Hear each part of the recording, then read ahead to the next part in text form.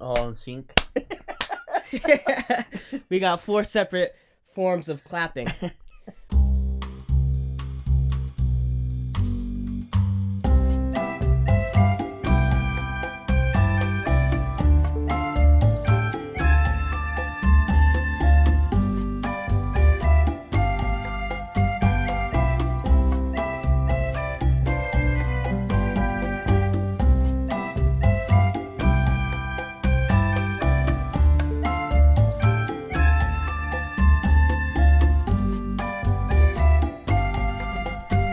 The boys are back in town.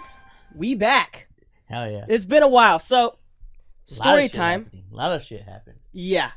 So, story time. We did this podcast a little, did it for like, what was it? 26 weeks? It felt like. Because if you think about it, 1 episode a week. So if we did 10 episodes, then that's 10 weeks. We left off at like 25, 26? I feel like, yeah. So we did 26 weeks worth of, that's the camera I gotta look at. 26 weeks worth of podcasting. Yeah. Just the way it started out is exactly how it'll continue. We bullshit about random shit. Me and my dad, normal conversations that we have naturally just in the kitchen or whatever. We decided to start this podcast. We went 26 weeks. We got a small group of people that actually listened. We got like, I'm not gonna say a fan base, but like a small little community of people that like listen to our stuff and would message us afterwards about the episode and their certain opinions on certain topics. I'll say it's a fan base. A little bit. Fuck it, right? It's a small fan base, but it's a fan base. It's a little group. It's a little community, and it was pretty dope, dude. It was fun. It's not that we quit, and it's not that we got demotivated, and it's not that we didn't like this podcast. It literally was just like, life happened. All right, we got some stuff to do this week, so we'll wait and we'll film. We'll go back to it next week, and then next week we're like, okay, we got stuff to do next week, and then those 2 weeks turned into 3 months. Yeah, 3 months. It was like the fucking one thing after another, and then holidays, and then it was like, oh shit, we gotta go shopping because Christmas is coming. It was like, bam, bam, bam. Okay, next week, and then it almost became like out of sight, out of mind. Yeah, and we just forgot. Yeah. And what's crazy is we're back because our fans asked for it. Yeah. People that love listening to us bullshit and talk shit were like, what the fuck? Yeah, we had a few people ask us. Like I like to bullshit on my Instagram. So Instagram, Xander MV3. I'll shout it out at the end. But I like to bullshit on my Instagram. Like oftentimes I'll make jokes. And I'll put them on my Instagram. I just love like bullshitting on Instagram. And I'll do Q&As on there like every so often. And like I think once every single Q&A, at least one person has asked me, where's the podcast? So I was like, wow. Well, I guess we got to bring it back then, you know? So me and my dad were talking about it. We're like, damn, like that was fun. We had a good time. But I think the way I promoted this was I released a little teaser. I wanted to use that nice little new camera. Can we talk about that fucking teaser? Like, you have to publish that shit. It was good. So it will come out.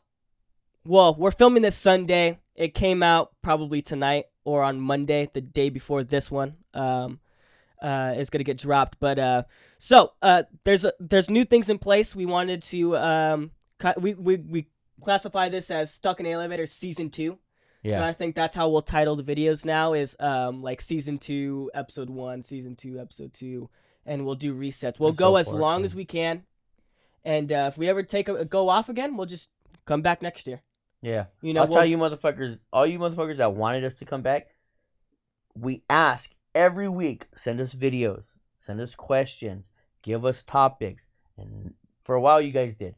But then you didn't for a while. Like, you want us to stay. Give us something to talk about. Yeah. Because me and this guy could talk about the same shit for fucking months. Oh, yeah. Because we get so deep into it. We have different opinions on things. That shit could go on forever. But I get how it could get boring every week talking about the same shit. Yeah, so give us something to talk about. We'll bullshit. Right. We could go 4 weeks of an hour episodes just talking shit about how horrible of a quarterback Derek Carr is.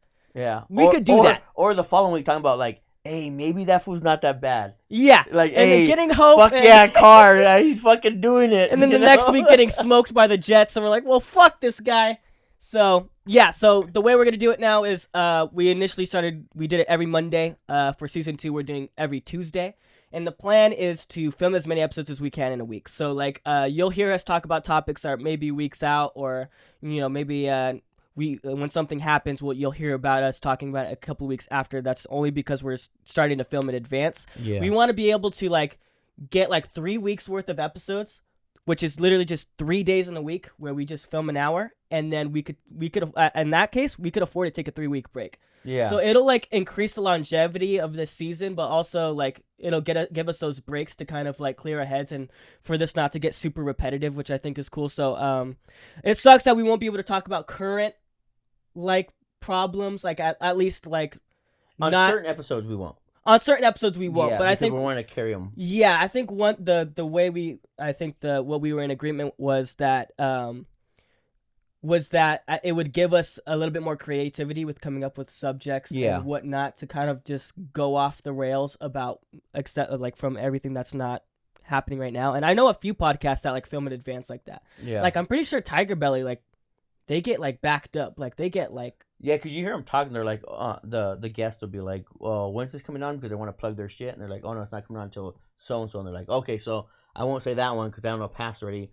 I'll be over here. Yeah, and you're like, this is 2 months. That was 2 months ago? What the fuck? Yeah. So it's like, that's happened before, but we wanted to bring out some more episodes and stuff. It'll be the same type of deal. It's just going to be on Tuesdays now. Maybe we'll get innovative for season 2, but I don't think so. It'll just be the normal shit. Crazy shit was like when we were first podcasting, towards the end of our podcasting, the Raiders were just struggling. They were like on a fucking 6-game lose streak. And like we were done. Like that was it. I was checked out. And all of a sudden we stopped podcast. Maybe the podcast is bad luck, huh? Anyways, yeah. We stopped podcasting because we get busy with the holidays and all that shit. And they go on this crazy fucking streak. Yeah. Make the playoffs. Yeah. In that time too of us not podcasting, I make some really cool friends. A lot of you guys know Mr. Fitz on TikTok and IG. He has some crazy ass fucking funny fucking videos. So anyways, the dude's fucking down to earth. Bullshitting with him. Me and him are gonna go to a Raider game next year. Yeah. Super cool guy. Check him out if you haven't seen him before. Check him out on IG or on TikTok. He also said that he's super cool with Samoan Raider on IG. He's funny too. And Samoan Raider's actually starting his own podcast. Sick. And co-hosting with Mr. Fitz. Dope. And Mr. Fitz said, he was like, hey, so because like I said, we became pretty cool. He was like, hey man, would you I know about you and your son's podcast. I'm gonna shout you guys out on some of my shit. Would you co-host on me and Samoan Raiders, one of our podcasts with us? And I'm like, fuck yeah, let's do it. Hell yeah. You know, so when that comes out, I'll make sure you guys know so you guys can check it out. And I'm going to be on another podcast with Mr. Fitz and Samoan Raider talking Raider football. Hell yeah, dude. Different crazy shit. You know what I mean? Just, right. It's pretty fucking cool. So that's what's, like, exciting for me going on since then till now. It's not much. That's my little fucking pocket of cool shit. But let's talk about you, dude. Like, all of a sudden, not all of a sudden, you've always had that talent. But, like, you're fucking broadcasting, like, some crazy... Like, I'm heating up. I walk by the room and I'm like... I don't even know Call of Duty like you do. And I'm listening. I'm like, oh shit! Like the way you say some of the things, it intrigues me to like through the door like a fucking creeper, dude. I'm like sitting there listening, like, oh shit, what's going on? Like, oh shit, somebody just got fucking 2-piece. I don't know what the fuck 2-piece is, but it's gotta be fucking bad. You know what I mean? Just listening, dude. So what's going on? But in the last couple of months, talk about what's going on. Before I answer that question, so sick, dude. It's so cool what this podcast has become. Yeah. It's become more than just like, it started out as me and my dad like, dude, we talk in a kitchen for about 2 hours. Yeah. Just about the randomest shit. Every single day it changes. Yeah. And then we were like, let's do a fucking podcast. I love Tiger Belly. I was, you put me onto some shit. I put you onto some shit. Let's do a podcast, dude. Yeah. King of the Sting, Tiger Belly. We love that shit. Like, we consume the podcast stuff. And we were like, that's like a hot thing that people are doing now. Let's fucking do it. Dude, who would have thought that we're here now? Gotten better at like speaking in front of a camera.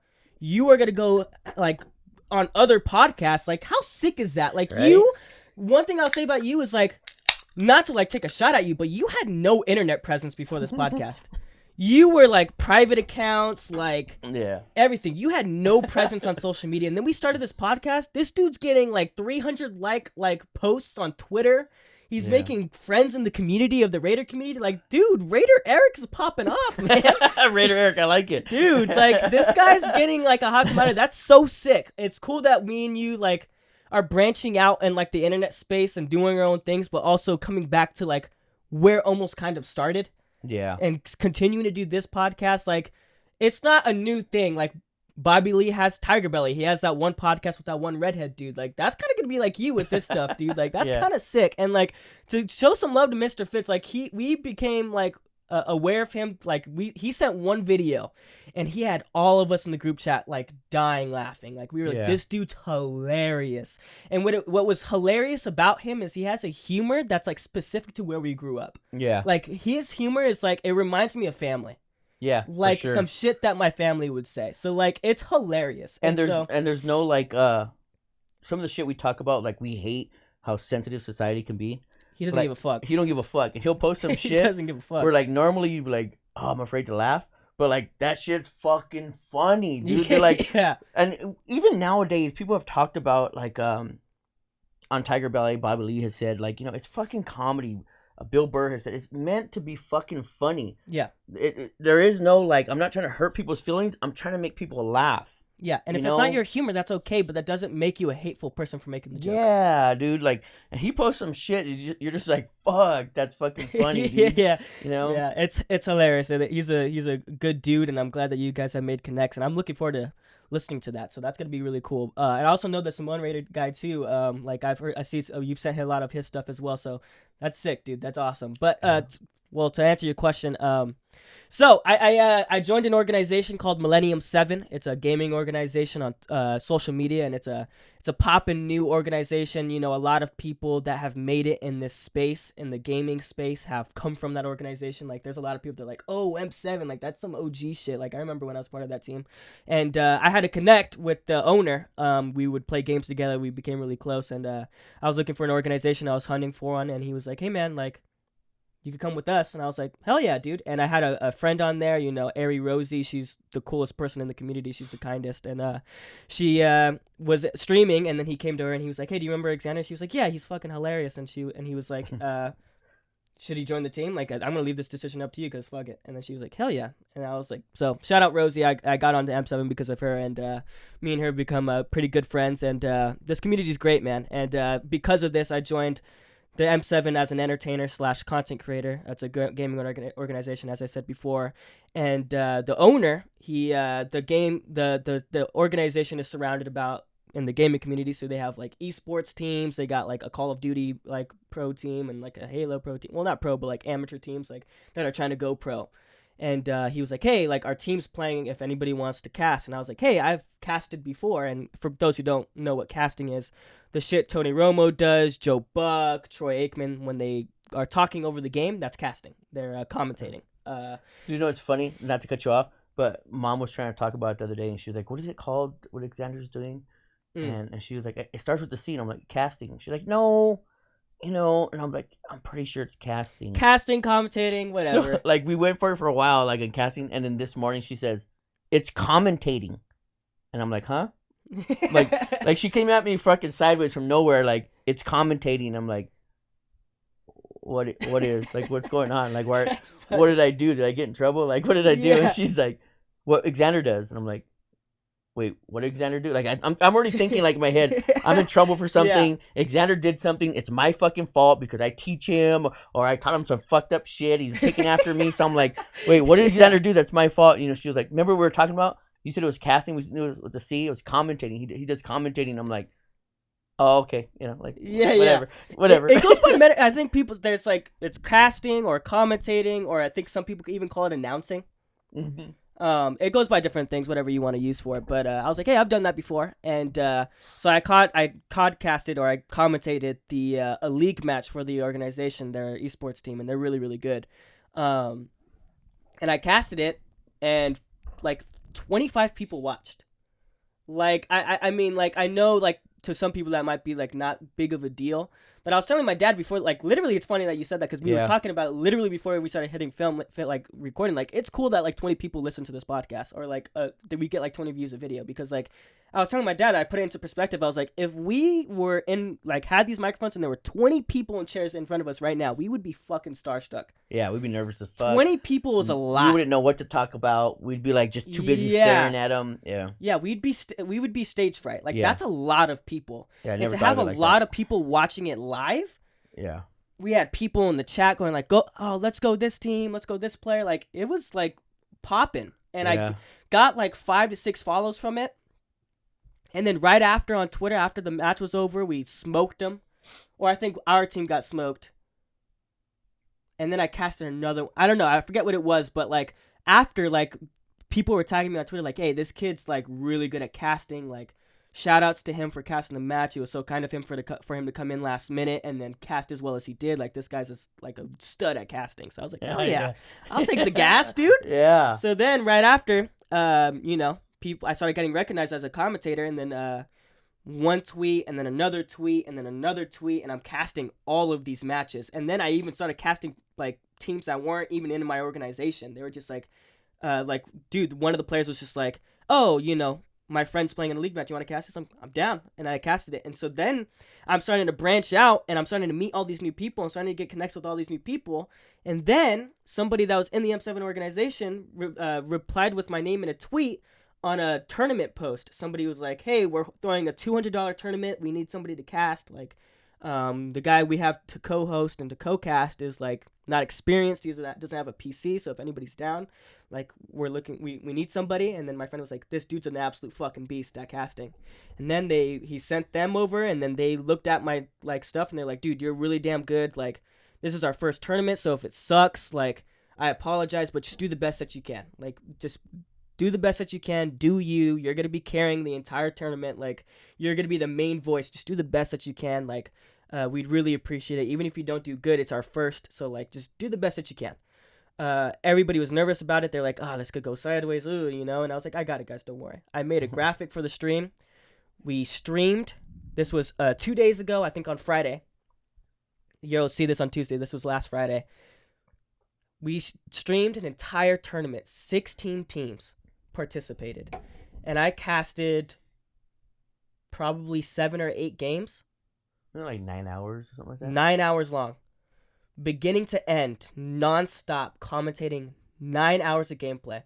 The day before, I caught the COVID. Yeah. I got sick. I woke up that morning and I was like, well, this is my fucking luck. Nothing ever goes straight for me. Woke up that morning with a sore throat, throbbing. The way I described it was the perfect way to describe it. It felt like I swallowed like 500 bees and they just stung the shit out of my throat. That's what it felt like. By the way, still have COVID. That's why I sound congested. I know we're about 30 minutes in and people are probably wondering, like, this dude sounds like fucking Randall from Monsters, Inc. It's because I'm sick, guys. So suck my ass. But to put it into perspective, though, like, not only being sick, but even if you were healthy, broadcasting for 9 hours and keeping that energy and keeping that enthusiasm and keeping people bought in, that takes a lot. For 9 hours. For 9 hours. That takes a lot, dude. Like, yeah. I can't go into something that excited and keep that much energy consistently for 9 hours. That's fucking tough. Carrying the show. Yeah. My co-host, Sinewave, great guy. He helped carry a lot of the weight in between games. But, like, I was talking for 9 straight hours with COVID-19, freshly COVID-19, sore throat, congested for 9 hours. I'm not somebody to give myself gas. I'm not somebody to be, like, to pat myself on the back. And so that's the only reason why I didn't shut you down. I was like, oh, no, but there's this and that. Like, one of my heroes, Troy Baker, I mean, there's a signed poster of him right there. He said that one of the best life lessons he learned in life, and I think I've said this on the podcast before, was to just say thank you. Yeah. Because he was like, people, like, he would talk about how he was like performing in a band, and right after they'd be like, dude, your concert was sick, like, you were awesome, you killed it. And like, his first instinct was to always just be like, oh no, but I missed the cue on this, I missed the note, they went out of tune right here, this, that, and the other. But like, he learned to just be like, no, thank you, man, I really appreciate it. That's cool. Because one thing that it does is, one, it helps feed your brain like some good things, because like, it's kind of like it's almost like speaking into existence. If you're negative about it, right, more negative shit will happen. Right. That fool's on the fucking keyboard, and if he fucks something up, I'm gonna fuck him up. Yeah, the cat asshole jumped on the keyboard, you guys. You piece of garbage. As we're fucking podcasting. But like but like at the same time, yeah. Jinx, you owe me a Coke. That's like fucking 1980. Yeah, right. But like it's speaking into, like, how people say you have to speak into existence or it's not gonna happen. So if you're constantly negative about it, then maybe almost like you can't have any progress in your career and what you're doing, you have to accept that you're doing pretty good. Compliments are like food. Yeah. You know? And like good compliments that come from the heart are like vegetables. They're healthy for you. And instantly, everybody doesn't like vegetables. They like to swat it away. But you gotta have your vegetables sometimes, man. You know, so what are like cheeseburgers and shit then? Cheeseburgers are like just the yes men. You like it, but they're not good for you. You like it, but they're not good for you. Oh shit! I was thinking like he can have a good comeback. That's fucking good. It's a decent metaphor, right? Yeah. So that's one thing I've been trying to get better at, is just giving myself more credit, letting myself get those vegetables for my brain. You know what I'm saying? Yeah, so like, yeah. Hearing all this shit, I'm like, thank you guys. Like, it's really awesome. Like, this is cool. And to do 9 hours of talking with a sore throat, yelling, having to get hyped when players make good plays, like, being a good commentator is not just like knowing the game. Yeah. We were talking about some of the greatest like casters and commentators ever. You think about the guys who make the greatest calls ever. When somebody hits a 3-pointer from midcourt, bang! That one guy who screams bang, like, gets the crowd amped. Like, when you're watching it, you get excited from the commentating. So when you're streaming and you're podcasting, it's the same thing with Call of Duty.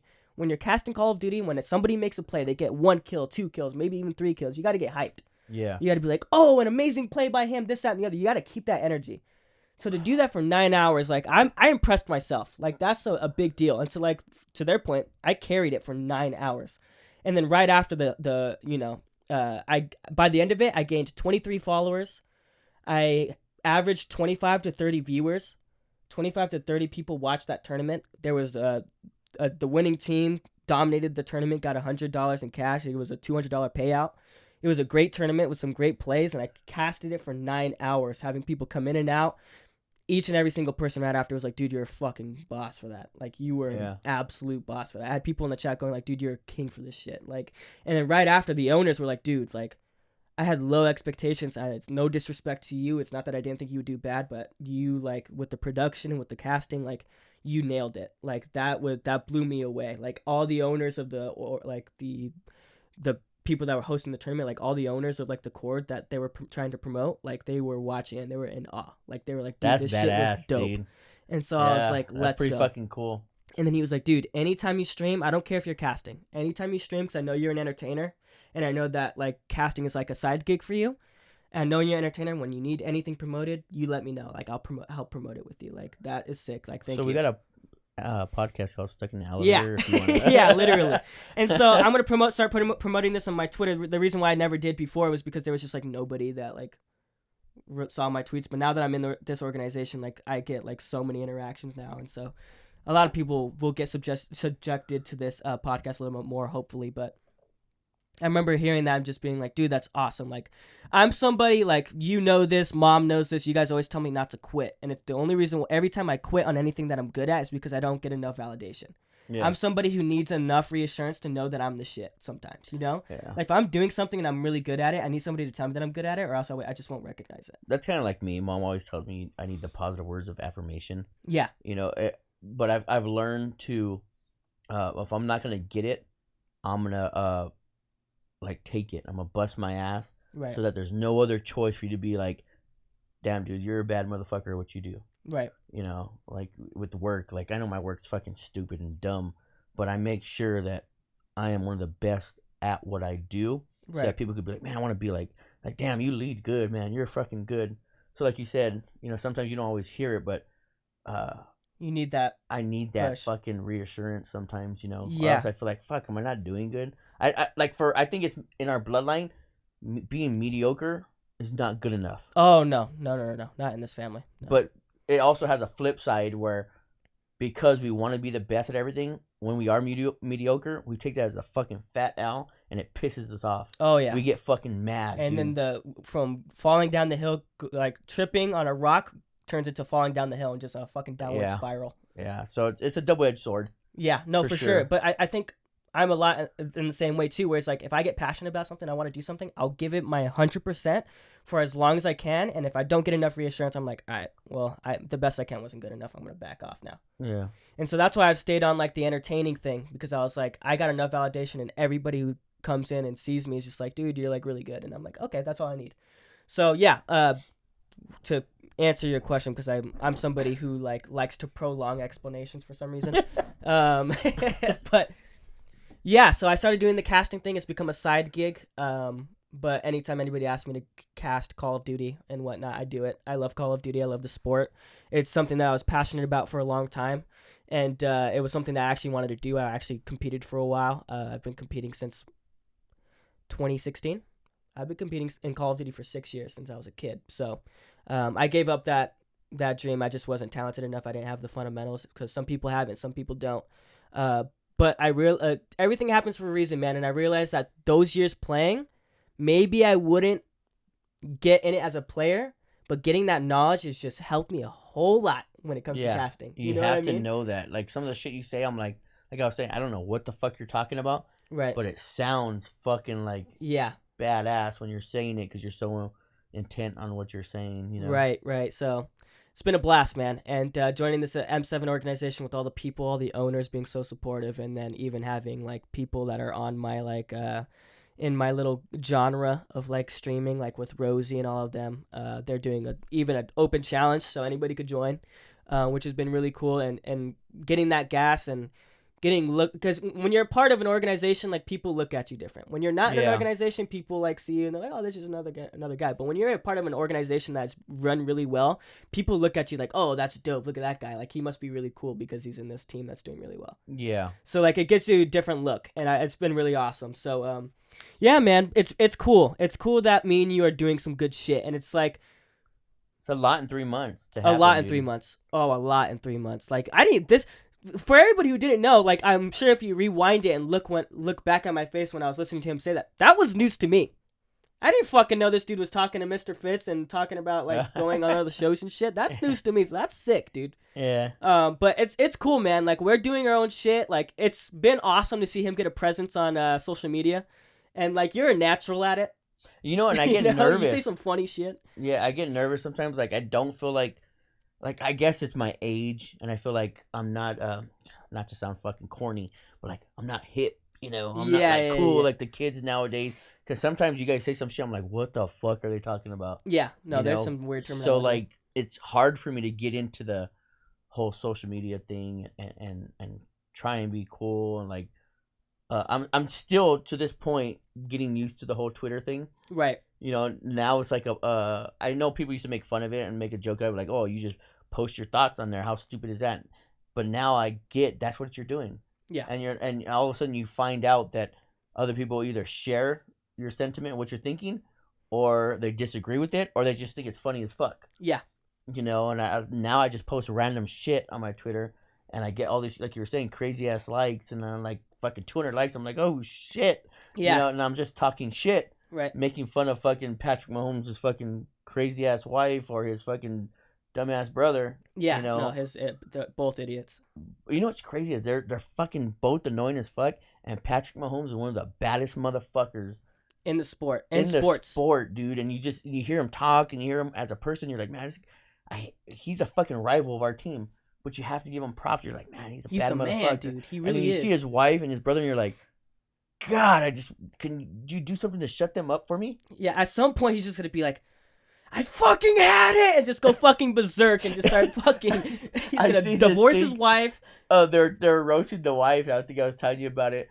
And they have remember that one meme they have of fucking Ben Affleck, and he's outside of the apartment, he's smoking a cigarette, and he's just like, fuck, you know. Yeah. It's that meme, but it has a fucking Patrick Mahomes jersey on and a KC hat on, and it says Mahomes' fucking reaction every time fucking his wife posts something. And he's just like, oh fuck, man. Yeah. This fucking bitch, here she goes again. It's so funny how white she is. Yeah, annoying white. So funny how white she is, dude. Stop bullying me. She's the biggest bully of them all, and she's talking about being anti-bully. Bitch, you bullied people into liking your... You bullied an Amazon driver because he rolled up to deliver your package with a Raider hat. Yeah, like, shut up. Who the fuck are you to say what he could wear on his fucking job, on his fucking body? That's a bully if I've ever seen one, and you want to say you're anti-bullying? Yeah, get and it's the also fuck like, out of here. And it's also like, you know, when it comes to bullying, like... Sometimes it's for a reason, sometimes it's not. There's a good reason why people are bullying you.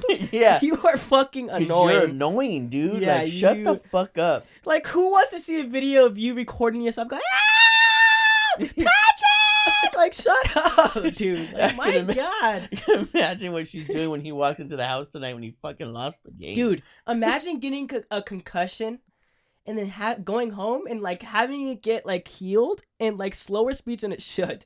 Like his healing process for concussions is probably significantly slower, with her screaming in his ear Oh God. on a daily basis. And then like, dude, I feel so bad for Pat. Like the videos of his brother going, yeah, are you okay? Are you okay? Are you okay?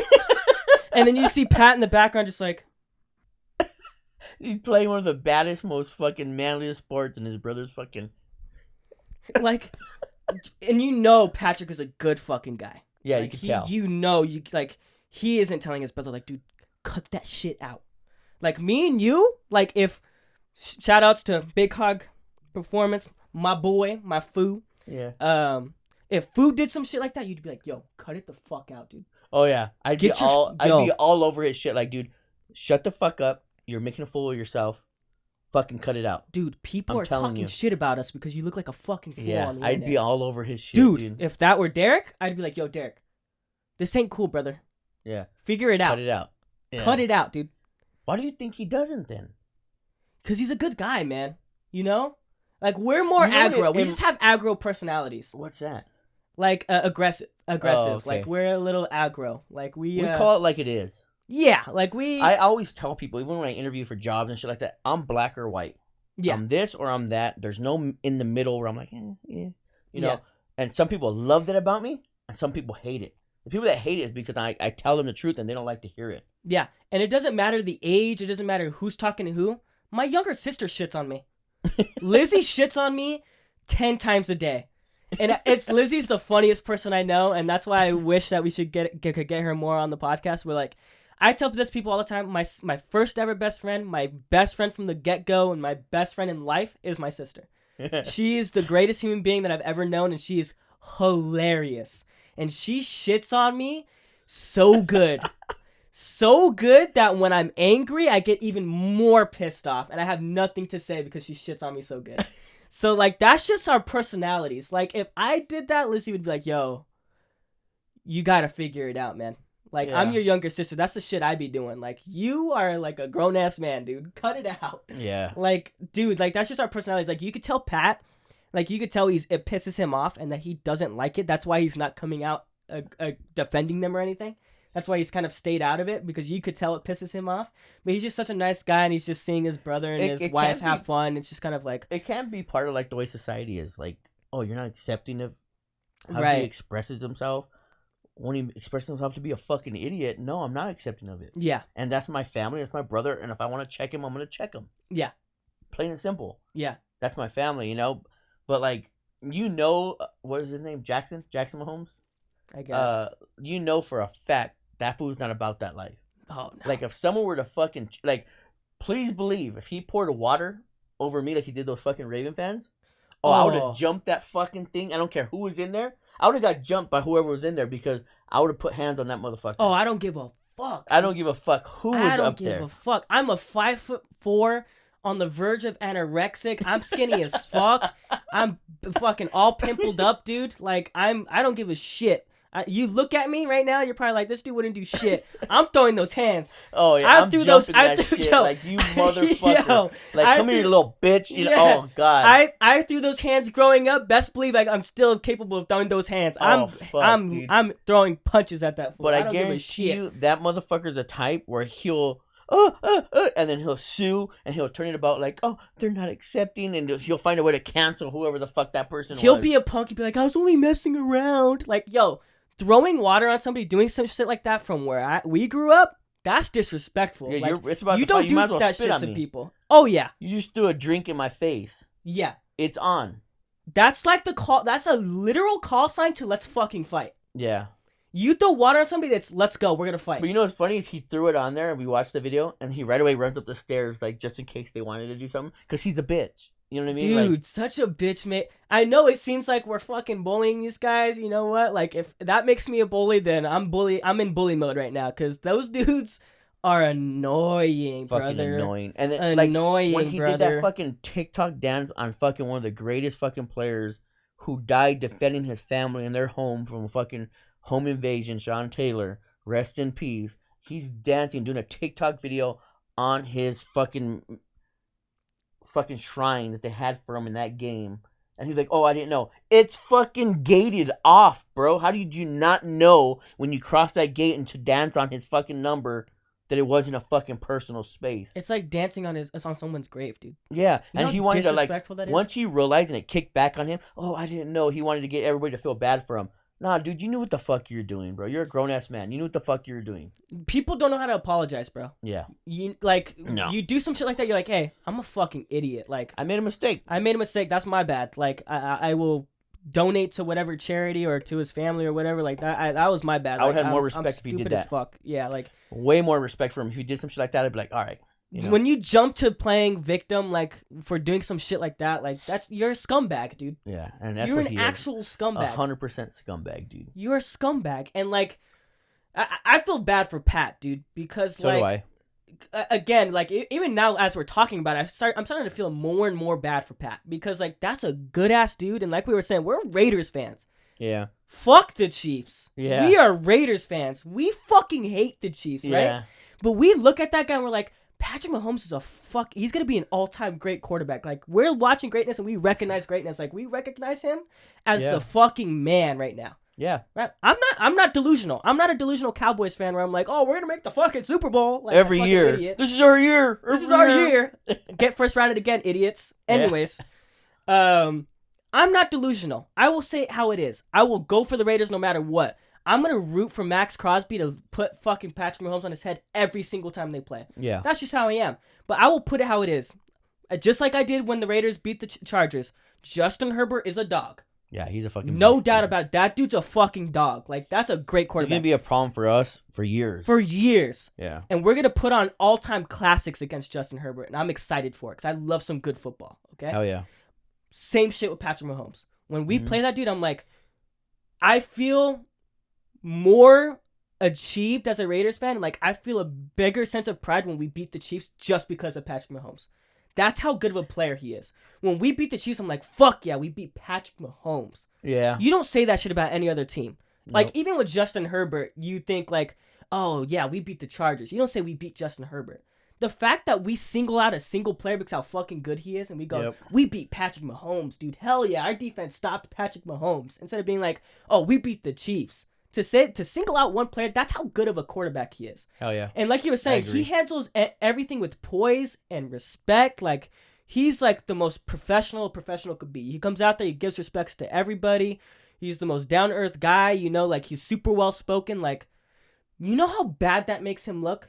Well, just to talk about how good of a guy he is, it shows when they beat the Bills, he left the celebration seconds in to rush across the field to be with Josh Allen, but like, hey man, good fucking shit, bro. Dude. You put on a fucking game. That was That awesome. shows his character. Oh, yeah. You know?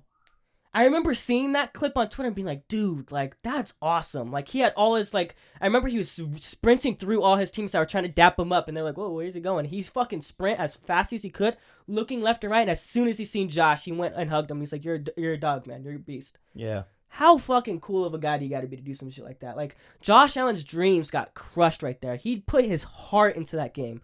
That Bills versus Chiefs game was so competitive, and Josh Allen was counted out so many times throughout that game where we were like, all right, this is it.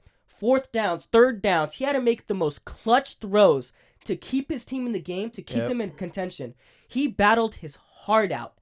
And then, well, Patrick Mahomes does what Patrick Mahomes does. He crushed his 13 dreams. fucking seconds, dude. 13 seconds. Yeah. Which is also a point to how great of a quarterback he is.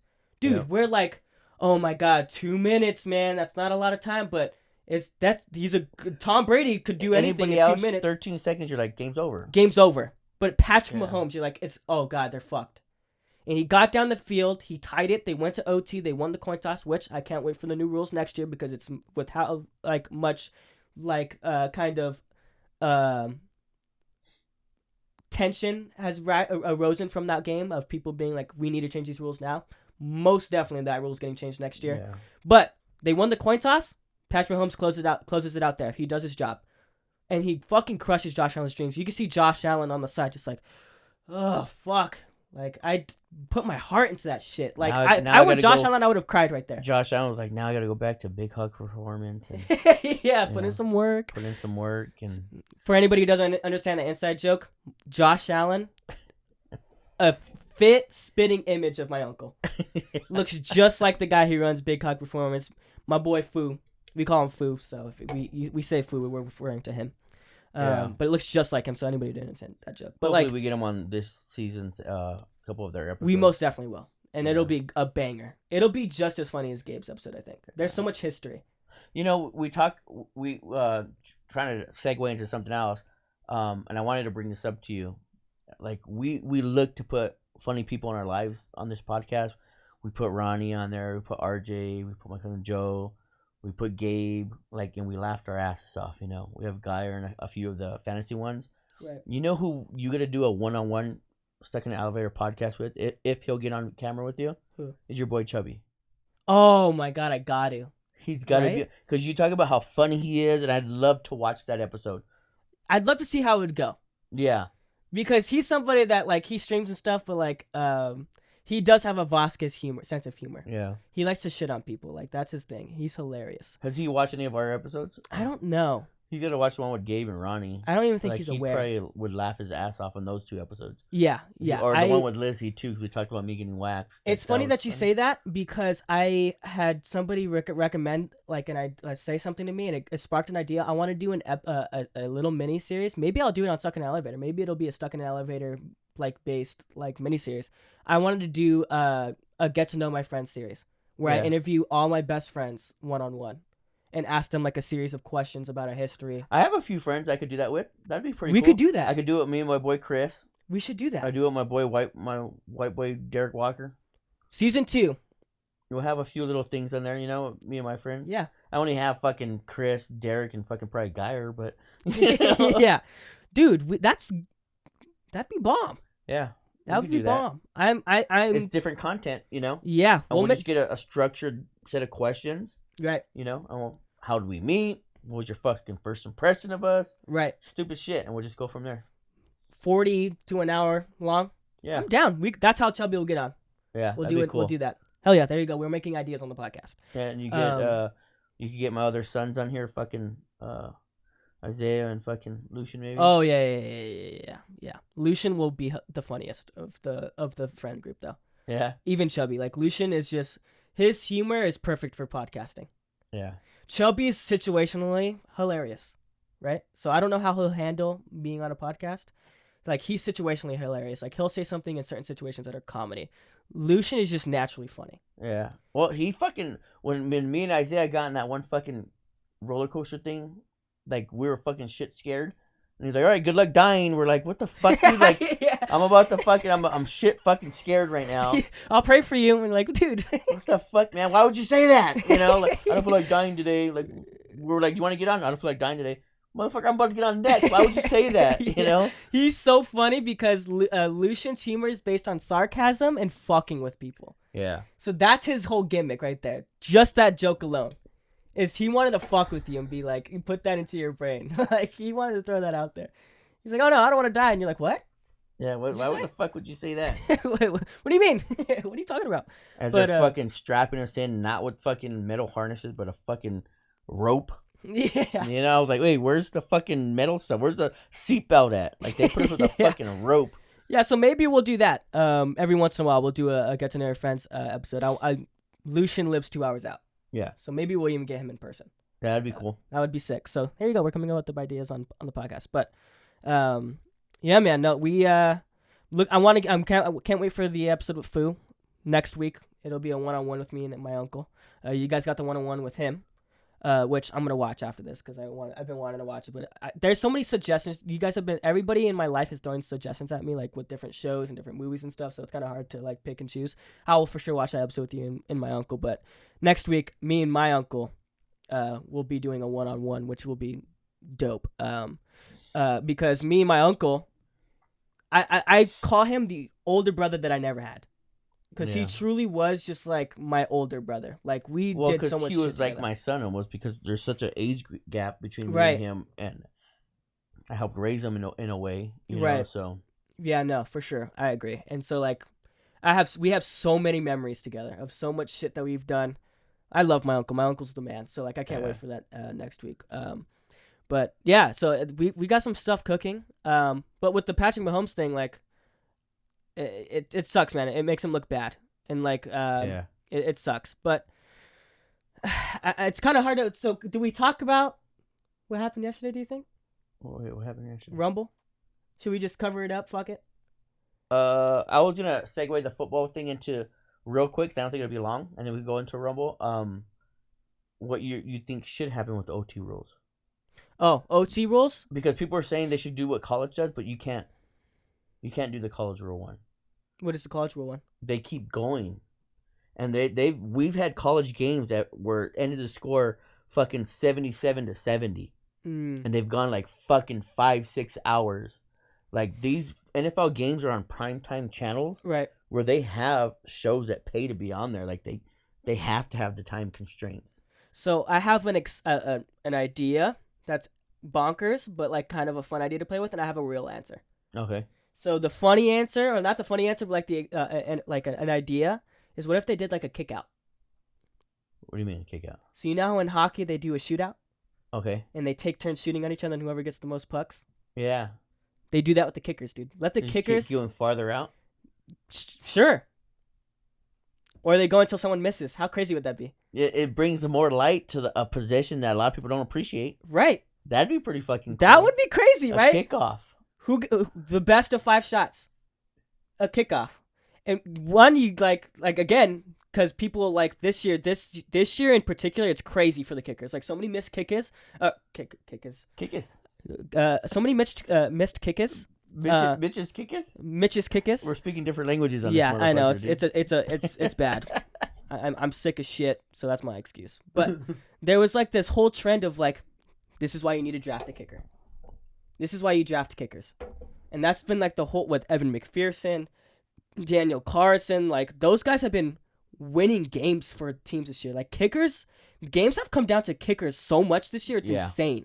Like it's actually insane. So like one, you give those guys an opportunity to like be heroes. Like they've been heroes a lot this year, but like even more so, like you go like it gives it, like you said, it brings more spotlight to a position where you're like, okay, now it's important to have a kicker. Yeah.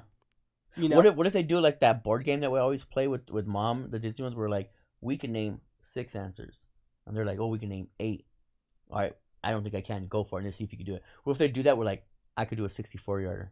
Oh. It's like, I could do 65. All right, I could do 66. I can't. Prove it. If you hit it, you win. If you don't, I win. Or if they do like horse. Yeah, from different sections of the fucking field. That'd be dope. Like, that'd be dope, dude. That's a good idea. But the realistic answer is... That's some shit that'd be in the XFL. Yeah. Yeah. The realistic answer, though, in the instance, we'll use the instance in the Chiefs and Bills. Chiefs score. Bills should get a retribution, no matter what. And if they don't get at least the same, then they lose. They either match the touchdown and then the next point wins, or they just lose it flat out. Okay, so if they match it and next point wins, how do you determine who gets the ball next? You just give it back to the Chiefs. And then you just... it would bring emphasis on the defense. It goes back to like, well, fuck, they won the coin toss, so they get to go first. Right. So we match, but they still won the coin toss, so they get the last say. I think what the problem was, though, is that, like, they didn't get a chance. Yeah. They didn't get a chance to stay in the game. You know? I think, like, it's still... defensive play still needs to be important. Yeah. No matter what. Like, I don't care, like... I know people were, like, upset about it. Like, Chiefs won fair and square. Right? The Bills' defense just simply wasn't good enough. Yeah. Like, they just simply weren't good enough. You give the, like... You don't want to leave it to a coin toss. Don't get fucking blown out in 13 seconds to get a tie. That, and don't let them score a touchdown. Yeah. That's it. So, like, they're bad. But I think what they need to do, what would make the most sense, is to give them another try. Yeah, for sure. You know, give them another try to stop. Like you said, some retribution. Do it like... Yeah. Okay, you march down the field. Even if you do a time limit, like, okay... You went down and you scored in 6 minutes and 12 seconds. Right. I go down and score in 5 minutes and 58 seconds. I beat you because I did it faster. Yeah. I don't know. Something. Right. Even though we both did it, I did it faster than you did it. Right. I don't know.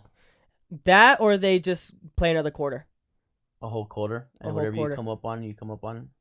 But then and it goes to your point that you literally just made not even 5 minutes ago. What if that one ends in a tie? Fifth quarter ends in a tie. What happens? Yeah. I'm sure they'll come up with something. There's got to be something because you can't. There's something. There's I just 100 things better than what I just what think it it's is right weird now. because for years, decades, it's been this coin toss. Right. And now all of a sudden it's like now when fucking Brady or whoever loses off of a coin toss, now you're like, oh, that's kind of fucked up. Right. It's been. Why is it such an issue now? Yeah, I wonder if it's maybe that how many games like since this era has ended on because of a coin toss? Because I wonder if maybe there wasn't so much attention on it because like teams were getting blown out and it wasn't even close and wasn't even going to overtime. Well, like you were saying too, there's so many games have been determined by a field goal. A lot of them is because it's gone to overtime and right. They marched down and whoever had the fucking won it had the last shot to do it. NFL shootout, kicker shootout. Come on. I like that, dude. That's a sick idea. Yeah. And guess what? Sorry, Cincinnati. Daniel Carson's beating the fucking dog piss out of Evan McPherson in a shootout. Oh yeah. Sorry. Sure. For sure. I'm taking the sniper over the shooter. Yep. Daniel Carson's got you I'm beat. fucking sniping. Yeah, Daniel Carson's got you beat. Yeah. You've gotten close to shanking it a couple of times. You almost shanked that last one, Evan. You're a beast. And like, I'm not gonna lie, that was one of the hardest shits that I've ever heard from a post-game interview. Was Joe Burrow saying that Evan McPherson was like, "All right, we're going to the championship game," and then going out there and kicking a field goal. That's the hardest thing that I've ever heard. Like, that's sick. I didn't That's know the most badass shit I've ever heard that, and I didn't realize that this was a rookie saying that. Yeah. Like that makes it even more badass, right? You know, like this fucking cocky fucking kid. Imagine being nervous and you're like, oh, okay, let's get the field goal out, and he's like, "All right, let's go, brother. We're going to the championship game," and you're like, "What did he say?" "Oh shit! Did you say we're going to the championship game?" "All right," and then you just it puts you at ease, and you see it go up, and then you're like, "That's imagine hard." The ass beating for him in the locker room if he shanked it though. Like, you stupid motherfucker, you jinxed it. Don't ever say some shit like that again. You stupid fuck. You know what? Don't even fucking shower. Right. Don't go in the locker room. Just fucking leave. Just leave. What do you do if you're Joe Burrow? Do you keep that to yourself? You don't tell anybody that he said that to you? Or do you just go like, "Yeah, well, he said we're going to the championship game," and went up there and it was just Joe off. Burrow, he keeps it to himself. Yeah. He's not an asshole like that to be like, he's a great leader. He's a natural born leader. You know, this stupid fuck went out there and jinxed us and fucking told us we're going to win it, and he shanked it. But that is dope. Hey, we're going to the championship game. Evan McPherson coming out. I want to see the mic'd up of that. There's got to be somebody that picked that up. Yeah, for sure. There has to be. That'd be great to see. That's the dopest thing that I've ever heard ever. Yeah. Out of a kicker, a rookie kicker, like you said, like that's the dopest shit ever. I thought it was dope as fuck just hearing it from a kicker. Like, you don't hear kickers say shit like that. And then today when I realized they were saying rookie kicker, I was like, this motherfucker, this cocky fuck. Yeah. I like that. Yeah. I like that, you know? That's sick, man. He's got swagger. These kickers this year have swagger. Yeah. It's been the year of kickers. Didn't Justin Tucker beat the all-time record, longest kick? Yeah. That happened this year. Multiple game-winning kicks. But Daniel Carson's got him beat. Sorry. The fucking sniper. The fact that this will be my argument for Daniel Carlson could probably speak for all Raider fans. When Derek Carr gets off the field and Daniel Carlson comes on, I'm like, all right, cool, we got 3. I don't even see how long the distance is. I don't even take it into account. The fact that I'm that confident that he's gonna kick a field goal that like as soon as he walks out there, I'm like, okay, he's gonna. All right, we at least we got 3. Yeah. Every single time, anytime he walked out there, I was like, all right, at least we got 3. That's better than nothing. Like even before I saw how long the field goal was, I was that confident. Yeah. In Daniel Carlson. That's true. Yeah. Same thing. All right. Well, DC2 is coming out. Oh, yeah. Cool. Yep. We got it. All right, well, 3 points. I wanted the 7, but I got 3. Cool. Yeah. It was never like, oh, I hope he makes this. Never. You know? It's never. It was never like that at all. It's a shock when he misses. Yeah. That's how sure. crazy that is. And the fact that, like, I don't know, man. It's just been crazy for kickers this year, dude. It's been crazy. Like, so many crazy moments have come from kickers. And I wonder if Evan McPherson said anything this time when he kicked the game-winning field goal to send him to the Super Bowl. I would hope so. I would hope so. Yeah, I hope he came up with something. I hope he did maybe too. Like, here we go again. I'm not gonna say it, but or something. You know what I'm thinking. Yeah, you know what I'm thinking. But that'd be dope. Yeah, let's go Cincinnati. Yeah, Cincinnati and the Rams. You know why I want Cincinnati to win?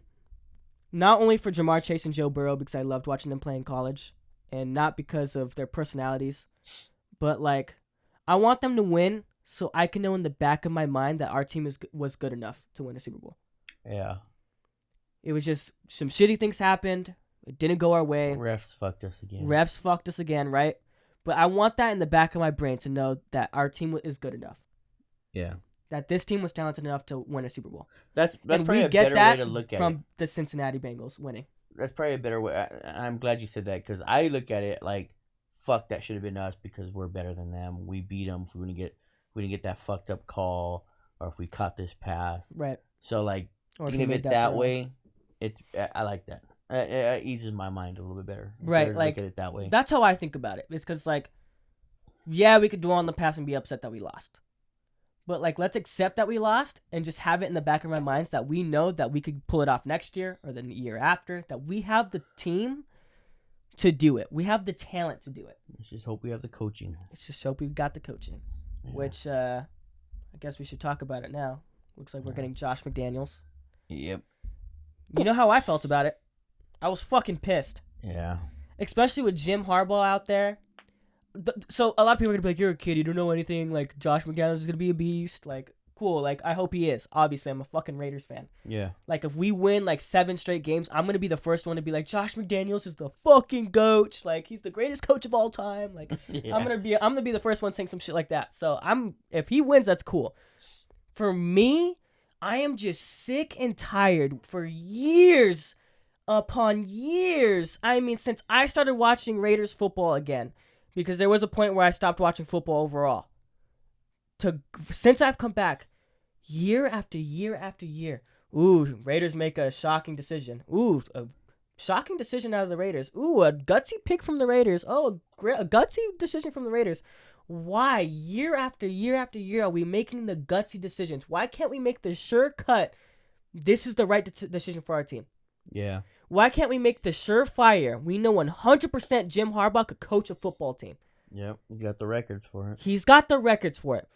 Am I saying that guaranteed no matter who Jim Harbaugh coaches that he's going to come out here and win us a Super Bowl? No. But I'm more confident in the guy who has proven to have coached great teams and has even shown out in the NFL as a coach. I'd rather that than a 50-50. We've been doing that 50-50 shit for years. Raiders got Ruggs over Jerry Jeudy, Justin Jefferson. Oh, interesting pick. Oh, the Raiders got Josh. Okay, interesting pick. Yeah. Ooh, we got Alex Leatherwood instead of this guy. Ooh, first round pick. Interesting pick. Yeah. Ooh, they got this guy. Ooh, gutsy. Why is the story every single time? Ooh, gutsy.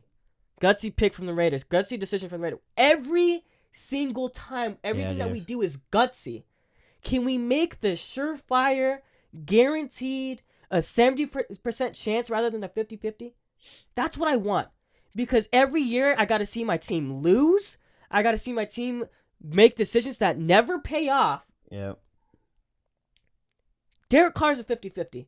To the people that dick ride him and whatever say that he's great, like I know you are probably going to talk to a lot of people and interact with a lot of people who are Derek Carr believers. I've never been a Derek Carr believer. And there's been moments where I've probably been like, okay, I'm starting to catch on to what people were like putting down. Like I'm starting to catch on to the Derek Carr fans now. Like there was moments, don't get me wrong, there was moments where Derek Carr was a superstar when I was convinced that he would win us a Super Bowl. In the last year especially. He went on a winning streak and he was dropping bombs. He was number 1 in passing yards at one point. He was frying at certain points. And I will be the first one to say, maybe I didn't say it on the podcast because I don't know if this was when we were on the break, but I was telling my dad, I was like, yo, I believe in Derek Carr. Yeah. I'm bought in. Like, Derek Carr's a beast. And then what happens? He goes back to his normal shit. What happens each and every single year with Derek Carr? he falls off. You know, I think it's he panics, and what I mean by that is not in the game.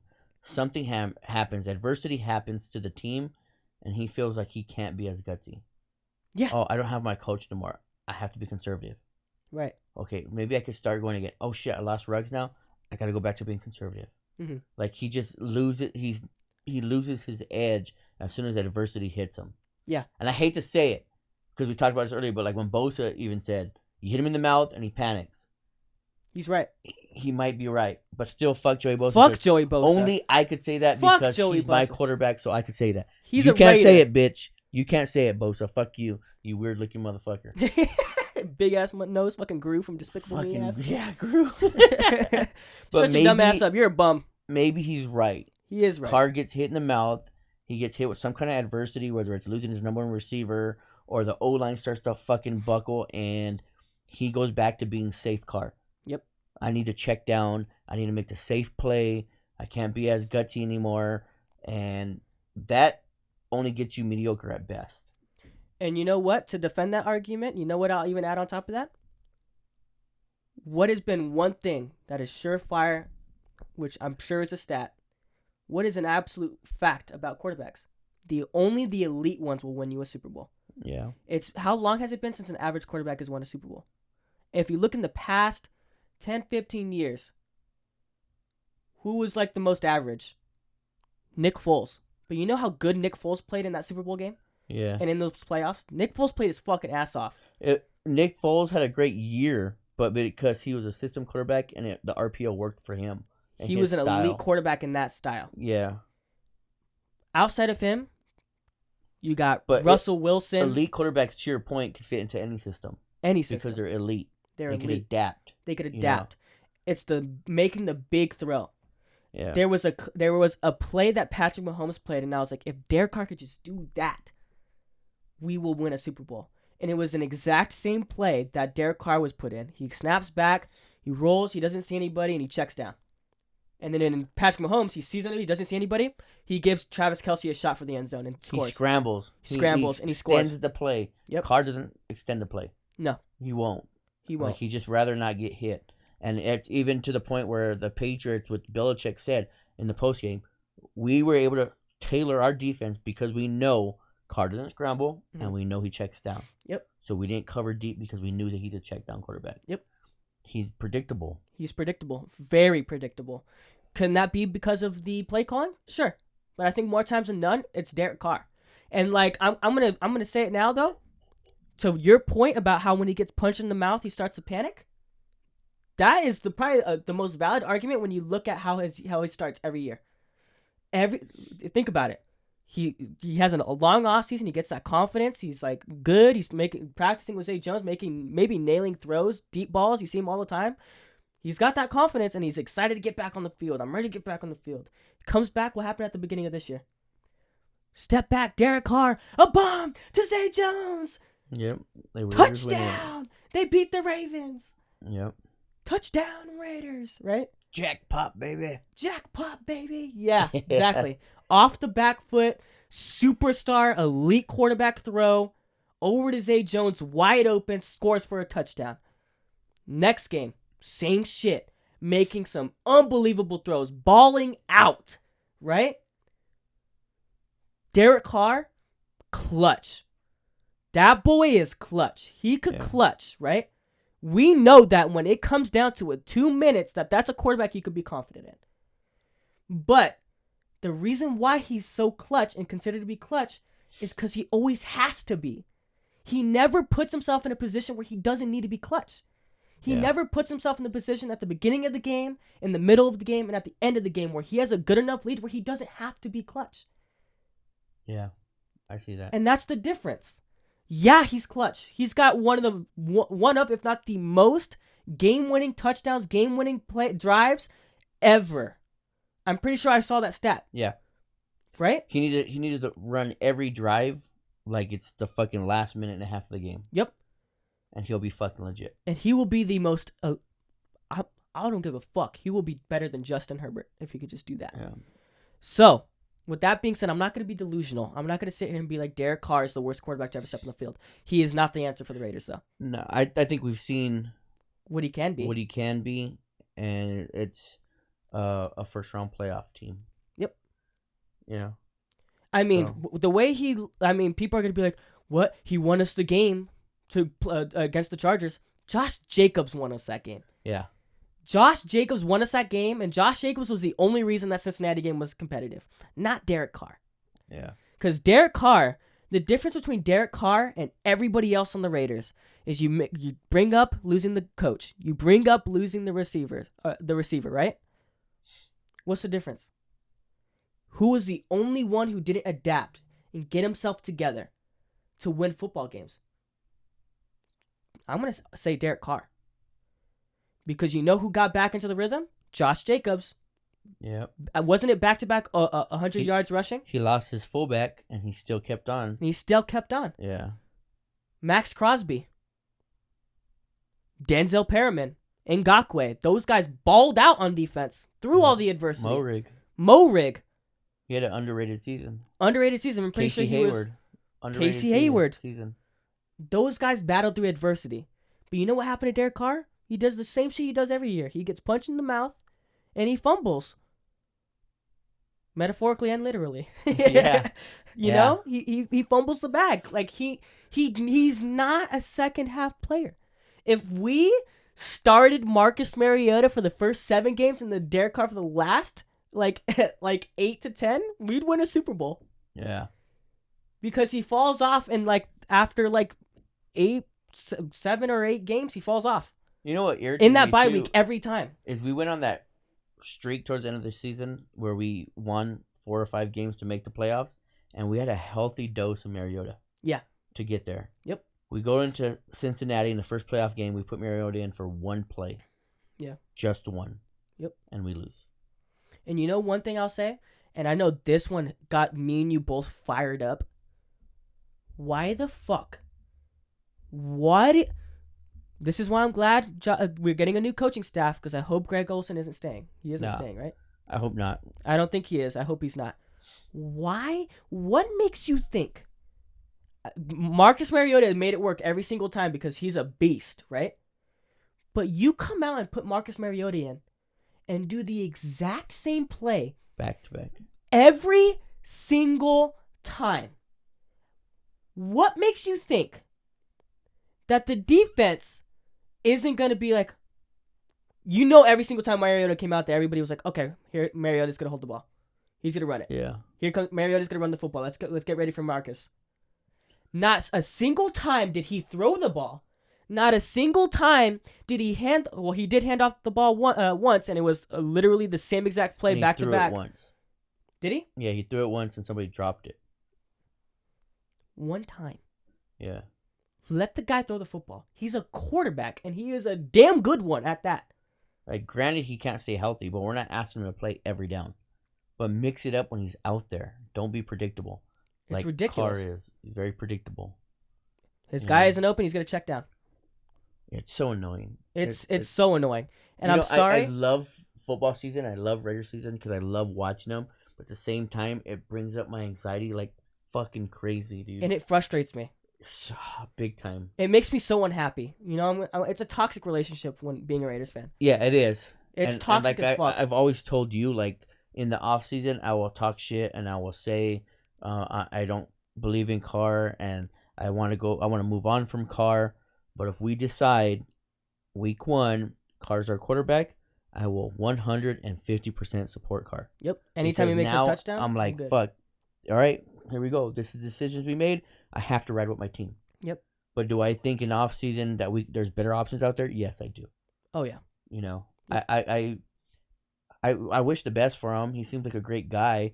But if there's a trade out there and we get Russell Wilson or Aaron Rodgers, I'm gonna be fucking, or Deshaun Watson, I'm gonna be fucking pumped. I'll tell you what, I will be a delusional Cowboys fan like that, like in the Raiders though. If we get Russ, Aaron Rodgers, or Deshaun Watson, I'm literally gonna be chanting Super Bowl. Yeah. Hell yeah, Raiders gonna get that ring, baby. I'm gonna be the first one doing that. That's how good those quarterbacks are. Derek Carr, You can't have confidence with him. Like, I posted it on Twitter and I got a few likes. Like, a lot of people agree with this. It's a very toxic relationship with Derek Carr. Sometimes you're like, let's go, dude. Let's go. That's the guy we've been looking for. The underdog. The guy that everybody's been doubting, right? Yeah. And then the other games where you're just like, this is why I fucking despise you. This is why. What are you doing? It's ridiculous how average he is at the second half of the season. Yeah. It's ridiculous. And I don't care what anybody says. With anybody else under center, we're beating Cincinnati. Why would you throw that ball into, what was it, double or triple coverage? I feel like it was triple, but it was probably double. But still, they were on him. They were blanketed on him. So that means somebody was wide open. Somebody was open. Why are you making that throw? I don't care if it's because it's in the end zone. And then you go back on Greg Olsen, you had fucking Renfro and fucking Waller running slants 5-10 yards in. Not even in the end zone. Your two best targets, and you don't even put them in the end zone. Game on the line. Game's on the line. 4th and long. It has to be a touchdown, and you have them run 5 yards out. And that's the first thing people are going to argue with. But it's a terrible play call to have Waller and Renfro right there. But Greg Olsen and Derek Carr are some dumb bitches for that play. Yeah. Both of them. Both of them fucking suck for that play. Because you know what? You throw that ball to Renfro and Waller, I'm more confident they're getting in the end zone than whatever throw that was. You throw it to Waller, he's probably overpowering a couple of people. He's bulldozing a couple of people. You get it to Renfro, he's probably snapping someone's ankles in half to get into that end zone. You know those are two players that will fight for those yards. At least they got the ball in their hands and not the other team's hands. Yeah. You know what I'm saying? Like, it was an interception. And both Carr and Olsen are equally to blame because Olsen makes some stupid-ass play calls. Yep. And then Carr audibles into some stupid-ass fucking calls, too. Yeah. It's fucking 3rd and 17, and he audibles to a run. Yep. Or a check down or something. You're just like, what the fuck? Yeah. You know, it's like, and if I know it and I see it, how many times we watch the game and I'm like, I'm watching the formation, I'm like, he's going to fucking run it right now. Start it long, and it's a run. If I could see it, the average fucking Joe fan, what do you think these fucking professional defensive coordinators have been doing this shit for years? Analysts. Oh, shit. Look what they're doing. Don't trip.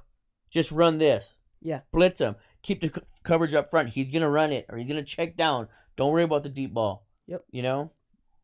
It's ridiculous. And you've been telling me some reports about what Josh McDaniels is thinking for the team, and it's got me hopeful. I'm excited. Yeah. I'm not going to lie to you, especially if we get Devontae Adams and reunite Adams with Carr. That will get me excited for Carr. Because I'll be like, okay, maybe Devontae Adams is the confidence that he needs. Because, again, what happens every year? We make excuses for that motherfucker. Yep. Again, I've been saying it every year. I said it at the beginning of this podcast when this podcast first started, and I've been saying it, and it's not changed. Each and every single year that Derek Carr shits the bed, we make excuses. Oh, yeah. At what point is this motherfucker to be like, okay, maybe I don't have good receivers. Maybe I don't have a good O-line. Maybe I just got to be that motherfucker. Maybe I got to be the Russell Wilson. Maybe I got to be the Patrick Mahomes and go every crazy. Every year it's, he didn't have a defense. Okay, well, he still didn't throw up the fucking yards. Yeah, or maybe don't be a baby back or bitch. The wins. And then it was, he didn't have the O-line. What? And then it was, he didn't have his number one receiver. How many excuses are you going to make for this guy? Yeah. Who did fucking Tom Brady have in New England? Besides that year, those few years he had Randy Moss. He had nobodies, dude. Okay, you could say Edelman, but he's a small slot receiver. I don't remember hearing Edelman before Tom Brady. And then he made fucking, what was that guy? Was it Chris Hogan or something? Chris Hogan. He made him this like legit where everybody was like, this motherfucker is gonna be the next big wide receiver. He went and signed a contract with other team and then became a nobody. Yep. Nobody knew who the fuck he was anymore. Like Brady made players. He made Gronk who he was. He made all these guys, and Carr's not doing that. Carr is like, I need all-stars. No, you need to be an all-star. Yeah. And then you could create some. At what point are you going to stop being, I don't got to go receiver. I don't got to go on O-line. When are you going to man the fuck up and just go out there and be like, all right, I got to take this into my own hands? Because, like, to my point, Brady had Edelman. Yep. A fucking legit slot machine, and he was fucking winning fucking Super Bowls. Carr, you got that in Renfro. If not better. Fucking better. Yeah. Great fucking feet work. Great fucking route running, great juking, great fucking hands. He had the highest percentage of completion rate of all wide receivers this year. It was 82%. Nobody had over 80% catching the ball. You throw him the ball, he's fucking catching it. Yeah. And you don't. Instead you force it into double coverage and to say, I get that's your boy. I get you got timing down with him because he's the only one that comes and practices with you in the offseason. I get it. But you want to make the safe call? Don't force it to your friend. Force it to the one that you know is going to make the fucking catch. Right, and like, also I get you want to make him look good because he's taken over as the number 1 wide receiver, but you give him the throws that he could catch. Yeah. Like you said. Make Zay Jones what the Rams are doing with OBJ. Is OBJ getting thrown the ball every single down? No. Matthew Stafford's throwing it to people that we were like, who the fuck did he throw that ball to? Yeah. Say that again? I have no idea who this guy is. Yep. Like, that's what Derek Carr needs to do. You got but except the only difference is he's got names on his lineup. Foster Moreau. We know he's a baller. Waller. No, he's a baller. Top 3 tight end in the league. Renfro. Everybody knows about Renfro. Top 5, if not top 3 slot in the game. We draft Bryan Edwards specifically for those tough one-on-ones to fucking snag balls. But do you give him the chance to do that? No, he wasn't open. I didn't want to throw it to him. We drafted him for that fucking exact reason, to be an aggressive wide receiver, to pull it over those corners. You didn't even give him a shot. Yep. And then you got Zay Jones, who's like... Good guy. He's a good guy, and honestly, he's not that bad. No, like, he's okay. He's not, like, anything good, but he's good enough. Yeah. You know, so when are you going to stop making these excuses? Oh, the O-line. Dude, the second half of this year, that O-line was catching stride. I don't know how, but these guys that I was literally like drop and cut each and every single one of them, I could go get my uncle who's not played center in years to go fucking block better than that. Yeah. How did they go from that to like what they were doing? They were giving Carr some time, I bro. hope we keep Tom Cable. I hope so too. Because he did wonders with that O-line. Oh yeah, I don't know how they did it. Fucking wonders, dude. I have no clue how they did it. But we got Josh McDaniels. I'm excited. Hopefully we get Devontae Adams. Hopefully. Yeah. Because that would make me okay with Derek Carr. Because there's not really anything anywhere else we have to... Maybe a legit big run-stopping D tackle, because our run defense is fucking terrible. ass. Yeah. So maybe a big body. Yep. You know, to anchor the middle. We have the edge, the ends. Right. We re-signed Perriman. I think Divine Diablo has stepped up to be a legit linebacker. I think so too. We could let go of Corey Littleton and save that money because we're paying that for a shitload of money to be on the bench. Get Devontae, and I'll tell you what. If we don't get Devontae, let's draft a receiver. We've seen how well that's worked for every other team. Yeah. Let's draft like a top 5 receiver in the draft, because we know those receivers are like they're hit or miss, but they most commonly been hitting. I think we need a big receiver. We don't need speed because Carr's not a deep throwing quarterback. If we're gonna keep Carr, you don't need a deep receiver. You need a big guy, a 6'3", 6'4", a fucking Allen Robinson. Pick him up in free agency. Yeah. You need a big guy. Give me a do-it-all, though. Like, somebody who moves too fast to be that big. Yeah. You ever see a guy so big, you're like, Calvin you shouldn't Johnson. be moving that fast. Fucking Megatron, Metcalf. Get me, like, a Devontae Adams type. Is Metcalf a free agent this year? I think he is. Imagine. That'd be pretty nuts. Yeah, but, yeah, there's a lot of stuff we could do. I'm excited about it. There was something that I was going to bring up, though. What was I going to bring up? We were talking about the Raiders. I don't know. I forgot what I was going to bring up. It was a good topic. Must have been a fucking lie. Yeah. Yeah. But I don't know. You know what fucking sucks, dude? I really like the new setup, but we don't have Mookie in it. That's a good point. Mookie's not in here. That's a good point. So people haven't noticed or spotted it out, but we've always had like a snowman, a killer snowman that wears a Raiders shirt in the background of all of our podcasts. Yeah. And he's Mookie. like just in there, sitting there in the back, and we were hoping that somebody would be like, "What's that creepy little fuck in the background?" Yeah, nobody did. Spotted it. Yeah, nobody spotted it. But yeah, man, it's hopeful for Josh McDaniels. Oh, that's exactly what I was gonna say. On a lighter note, I just want to show some love, and then you could give your 2 cents on it too. Rich Bisaccia, you are the fucking man. Yeah. You are the man. For you to come in mid-season, I mean, we lost some pretty stupid games, but for you to come in when you did, to be put under the circumstances that you were put in, to have never head coached a single game in your life, to having to lead an entire team that is having to deal with one of their brothers being in a lethal accident, and your coach, the one before, getting caught saying some pretty effed up shit, to come into that situation and do what you did and to bring us to the playoffs. Like, you are a special human being. Like, once a Raider, always a Raider. You are a Raiders legend just for this 1 year that you had. I wish you'd have stood with us on special teams. I wish he would have too. I get it why he didn't, but take advantage of like what you've done for the Raiders and go make some more money somewhere else, dude. Well, I think too part of it was like how it's like being the CEO of a company and then they take it away from you and you got to go back to being an associate. Like, it's kind of weird being around the people that you bossed around.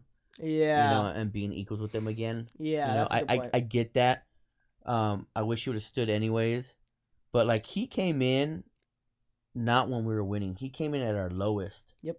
And he literally brought us from the ground back up again. And, yeah. And that just shows the type of leader he is, the type of man he is. And, like, honestly, before, I didn't know who the fuck Rich Bisaccia was. I had no clue who that was. No clue. I didn't even notice him on the sideline. Me neither. But from what I've seen in the few weeks as our coach, I'll never forget the guy.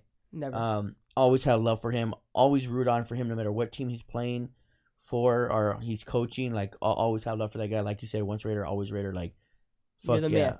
The fact, seeing the picture of him writing individual letters to all the players on the team, like that just goes to show true leadership. And the fact that you were able to convince that team that they could still do it. Yeah. Someone put it on Twitter like this, and it was the most perfect way you could describe what Rich did, and it was he kept a sinking ship sailing. He did. Yeah. We were done. We were down and out, but he kept us above water for just long enough to make a playoff. We had no right making that game. We could be upset that we could have been in the Super Bowl right now, but if you think about it in the grand scheme of things, we had no right being in there with the Bengals. That should have been the Chargers spot. But you know what? Rich didn't give a fuck. He was like, you know what? Fuck them. Yep. Fuck the situation we're in. We're gonna beat the fucking Chargers. They could go fuck themselves. Only us. We're gonna make it, and we did it. I don't know how we did it. And not like the 7th seed. We went in as number fucking 5, dude. Like, not the bottom seed, but mid fucking seed, dude. Let's be honest here. Let's be as unbiased and undelusional as possible. Who deserved to be in that game more, us or the Chargers? Oh, us. I think the Chargers. With I Herbert and how they were playing, and with everything that's happened, like, they were good. And the fact that with everything that we had went through, it was just looking like, I think us, because I don't think the Chargers have the right coaching staff. Mm-hmm. I don't like their coach. I don't think he makes the right decisions. And it proved in that game where he called the timeout and it fucked them over at the end. Right. Like, he does stupid shit, like, which I'm hoping fucking Josh McDaniels doesn't do like he did in Denver. But anyways, I don't even want to fucking think about it. It's speaking to existence, positive thoughts, Josh McDaniels. Yeah, but I don't know. I don't think they have the right coaching. I think they have a good nucleus of really strong players like Herbert. He's a fucking beast. I think fucking Mike Williams is legit. I've always liked Jared Cook. Keenan Allen's fucking a dog. Eckler's a fucking beast. So is Bosa and his fucking weird looking ass. Derwin James. They're a fucking legit team. I just don't think they have the right coaching. Yeah, I don't know. I would argue that they just fundamentally were like the most sound. Like, and going into, I was like, if we get it, like, before we played the Colts, I was like, all right, well, Chargers should make it. And then we got put in a game to beat them, and I was like, oh my God, like, we could do it. And there's a reason that people said that was like a playoff game for us, because it was. Because the Chargers. The fucking last 4 games were playoffs games for us, against the Colts even too. But that game was we couldn't lose. Especially. That Chargers team is a playoff team. That Chargers team was good. That's a good football team. And we went in there, all odds stacked against us, backs against our wall, against the wall, and we didn't give a fuck, dude. We sent those motherfuckers home. We didn't. We could have taken a knee and called it there. All right, you guys, good luck in your matches. We said fuck them. Yeah. And I'm not gonna lie to you. And I'm not gonna lie to you.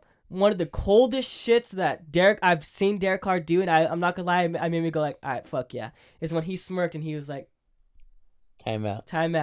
We're kicking this field goal. Yeah, fuck these guys, dude. That screenshot of him smirking and calling up the timeout, like being like pretty much like, yeah, you thought we were gonna call the timeout. Yeah, well, we're gonna send you motherfuckers home. Fuck y'all. That was like a fuck y'all look. Like I saw that and I was like, all right, Derek Carr. That goes back to Bosa's bitch ass comments. He talked shit the first time they beat us. Yep. It's like, you want to talk shit? Yep. We're gonna take you out. Yeah.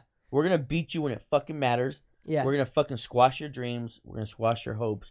I'm going to the playoffs right now. And that stadium, as soon as it opened, it was the Allegiant Stadium where dreams come to die. Yep. And that was the one game where we could finally live up to that motto, and it was perfect. I remember watching that game. I have like a reaction of me and my siblings reacting to the field goal, but we were all like, "Fuck them, send them home." Yeah, it was great to see it live and in person. Yeah, it was great. I'll tell you what, like it was like a WrestleMania moment. It was like a WrestleMania moment. You guys are probably like, what are you talking about? But it's like, you know how like when crazy moments happen, you're like, oh yeah. I had that moment when I was like, all right, there was 20 seconds or like 15 something, 30 seconds left or whatever, and I was like, all right, cool. I guess we're gonna let the time dwindle. And then it cut to Derek Carr, and then he timed out, and I was like, oh shit, we're sending these bitches home. Oh shit. I love that video you guys sent where you guys watching the reaction to the kick. Yeah, that was dope. Yeah, dude. And then we all sang na na na. Yeah. Hey, goodbye. And then because our podcast is coming to the end right now, I want to save this story for next time I'm on with you. Remind me. I want to talk about my interaction with the former NBA Laker player at the Raider game. Oof. Fuck that guy. I was a big fan of yours. Fuck you, man. Yeah. Oof. Yeah. Just to get you guys a little excited. Yeah. So in 2 weeks from now, we'll talk about it, obviously. Yeah. But it'll be like probably in a few days when we record it. Yeah, right. Just because of what we explained at the beginning. But I want to thank everybody who's been riding with us, everybody who checked back in after all these months of us being gone. Thanks for wanting us back. It was a fun time, and we got a new setup. We're on the couch in my bedroom. I got a nice little setup. Again, shout outs to Big Hog Performance I had to put on for my uncle that you'll be seeing in an interview with me next week. I'm probably going to film it with him right now or tomorrow or something. But yeah, every Tuesday, Stuck in Elevator, new episodes. Follow us on Instagram, Stuck in Elevator Podcast on Instagram. You can follow him at, what is it, Eric Vasquez, OP7? The Twitter? Yeah. Fuck, I don't even know, dude. Yeah, get your Twitter. Well, now I need to, huh? Right? Because I gotta fucking. Yeah, you gotta promote your own shit now, dude. So I feel all special. Stuck in Elevator Podcast on Instagram. I usually say that if you want to interact with him, go to the Instagram, but you can find him on Twitter at Eric Vasquez OP7. EricVasquez OP7 is my Twitter handle. Yep. You can shout out to Mr. Fitz, Simone Raider. Yep. Coming soon. That'll be exciting. We came up with some ideas on the fly. Yeah. So expect some interviews with some of our good friends, some of our childhood friends, some great stories with those. As far as whether or not those will replace an episode in a week or if those will just be extra content, I'm not sure. But yeah, it's been fun. We're back. Xander on Twitter and then on YouTube and on Twitch. I stream on Twitch occasionally. I haven't streamed in a while because I've been sick, but as soon as I get healthy again, maybe tomorrow, I'll be throwing the stream on. I have a follower goal, all right? 500 followers. Oh, shit. 500 followers. I will be dousing a hot wing with the 2 million Scovilles Hot Ones Last Dab hot sauce. My mom says, oh, get a little sliver on it. I'm dousing that entire bitch in that hot sauce. And I'm going to... I want to do it with you, too. Eat a little bit of it. Yeah. So I'll try. I don't know what the rules are on Twitch because I heard there was rules that you can't like spit or like hurt yourself on stream or whatever. So I guess I don't know. I'd have to look at the guidelines. So it's either a YouTube video or on Twitch. But regardless, I'm at 304 followers. I did that little commentating gig and got like 23 followers and surpassed 300 followers. I beat that milestone. We're more than halfway. So go follow me on Twitch, Xander, TIS Xander. And then Xander MV3 on Instagram if you want to see me fuck around and be a goofball and talk about dorky shit. Then you can follow me on there. And yeah, as a man once said, a man that's never felt the warmth of a woman's vagina once said, that's that. Fuck. Oh, shit. Yeah, that was a good one. Yeah. It's good to be back. Right? Definitely.